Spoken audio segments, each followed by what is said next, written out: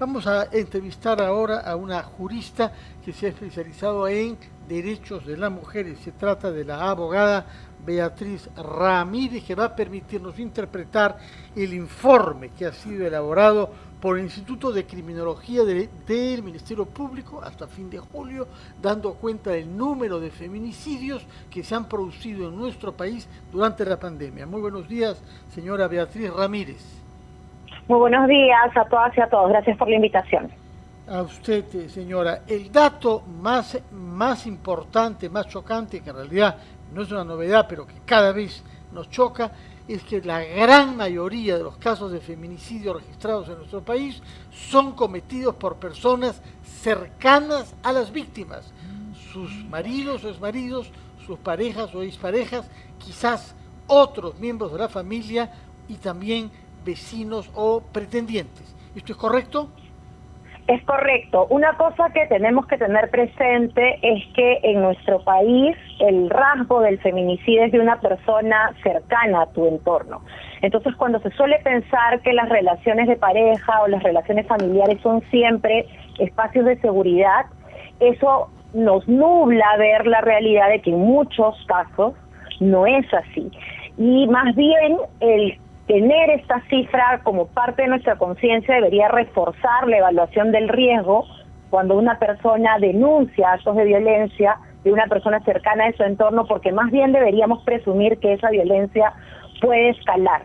Y yo creo que ahí es necesario revisar para todos los oyentes y las oyentes de RPP que una menor presencia estatal ayuda a que la violencia se exprese con mayor plenitud. ¿A qué me refiero? Si uno mira las cifras del Ministerio Público, uno va a ver que de marzo al 31 de julio tiene por todo ese periodo de la cuarentena 44 posibles feminicidios, ya sea porque se están investigando por feminicidio o porque todavía están por descartarse. Sin embargo, si uno mira el primer tramo, es decir, cuando teníamos esta cuarentena más dura, de esos 44 entre marzo y mayo solo se produjeron 8. ¿Eso qué quiere decir?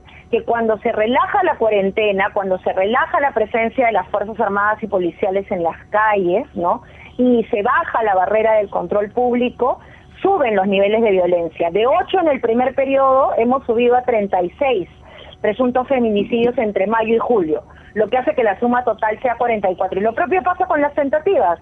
En esta primera etapa de mayor control estatal hemos tenido 9, mientras que en esta etapa de relajamiento de la cuarentena, 25, casi el triple. ¿Eso qué te muestra? Cuando el Estado no está presente, se levanta la violencia. De acuerdo.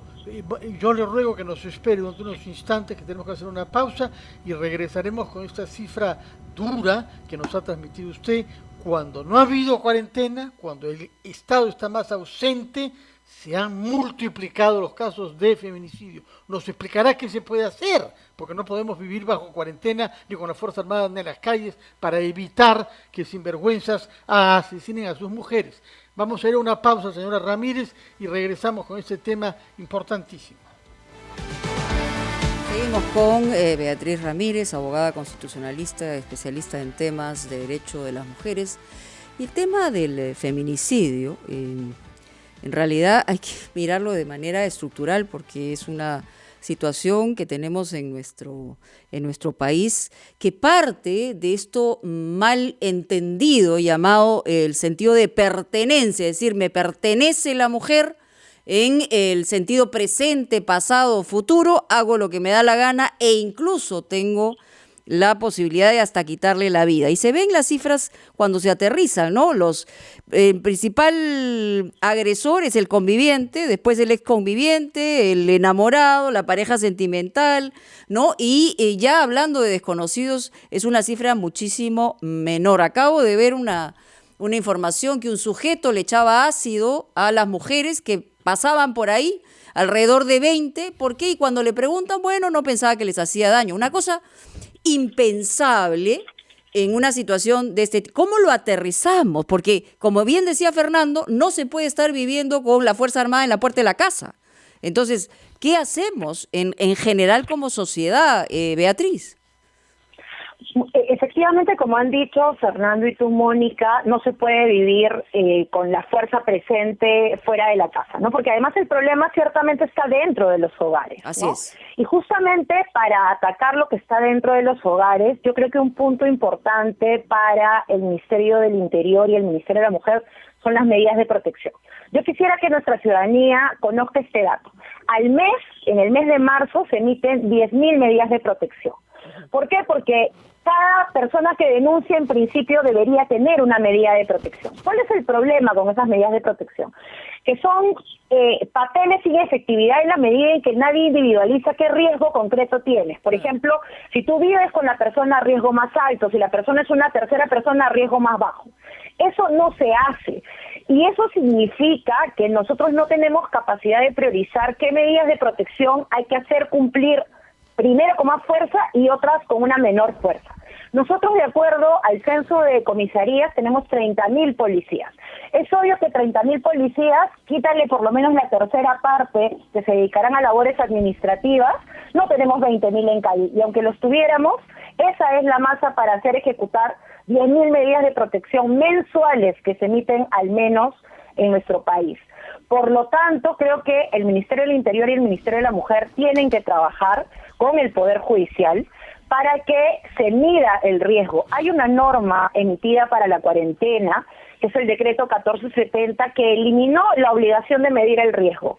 Eliminó las audiencias para tener este contacto directo con las víctimas y no hace obligatoria la comunicación con ella. Por lo tanto, eso exhorta un poco como que a la situación a que sigamos teniendo medidas generales que no se adecúan al riesgo. Y creo que eso es un punto vital porque efectivamente necesitamos priorizar los casos para evitar que quienes confían en el sistema para su seguridad terminen muertos.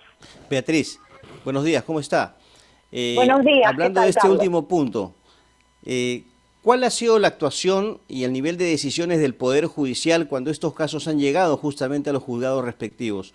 Muchas veces hemos visto casos en los cuales los agresores quedan libres bajo circunstancias y justificaciones realmente, yo diría, aberrantes. En términos generales, ¿cómo usted lo calificaría? La aplicación de la ley en este caso para la sanción adecuada a los agresores. Yo creo, Carlos, que hay que tener presente que en nuestro país la prisión preventiva se aplica obviamente cuando ya mató a alguien, ¿no? El problema es cuando no te mataron, es decir, cuando estamos en la tentativa. Claro. Y obviamente no puedes meter a todos a la cárcel, y por eso es tan importante la medida de protección. El Poder Judicial cumple, el 85% de los casos dan medidas de protección. El asunto es qué medida de protección se da. Y la Defensoría del Pueblo ha sacado hace unas semanas un informe que lo que te muestra es que la medida de protección es, por favor, Carlos, no violentes. Por favor, Fernando, se le reitera que no haga uso de la violencia. Eso es una exhortación, eso no es una medida concreta. Y no es una orden para que tengas a la fuerza pública vigilando al agresor y viendo que la violencia no escale. Por eso creo que es importante el tema de las medidas de protección, porque como tú bien dices, Carlos, no todos se van a ir a prisión preventiva.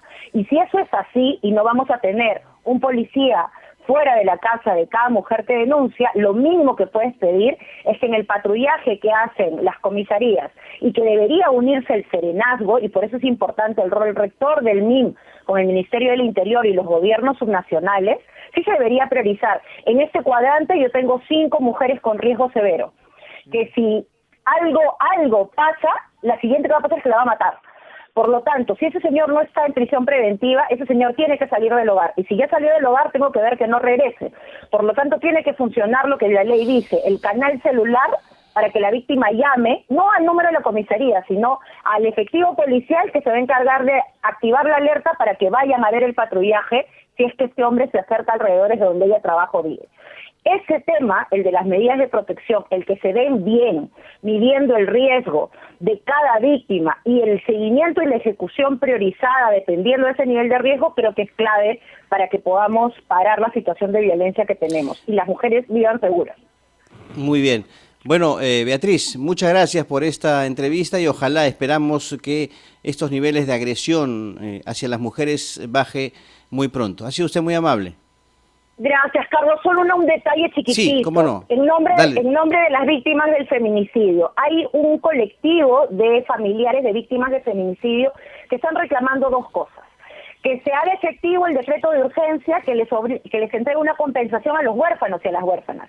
Eso se sacó a inicios de este año y se ha quedado parado con la pandemia, son 600 soles cada 2 meses que debería recibir cada huérfano del feminicidio o persona con discapacidad dependiente de una víctima de feminicidio. Yo entiendo que estamos en una situación compleja, pero el gobierno tiene que cumplirle esta norma que se sacó para las víctimas. Y lo otro también, de acuerdo. entre el Ministerio de la Mujer y el Ministerio de Justicia tienen que reforzar la defensa de los casos. Clamar justicia, justicia tarde, no es justicia.